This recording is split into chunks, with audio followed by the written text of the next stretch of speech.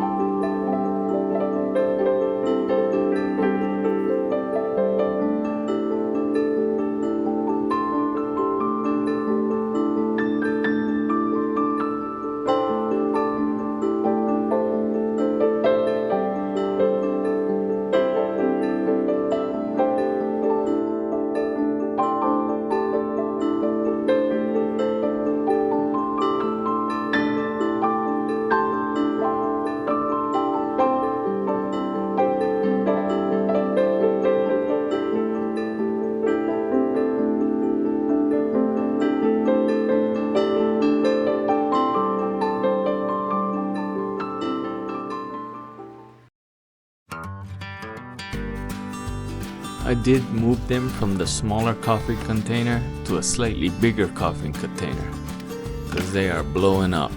You'll see what I mean.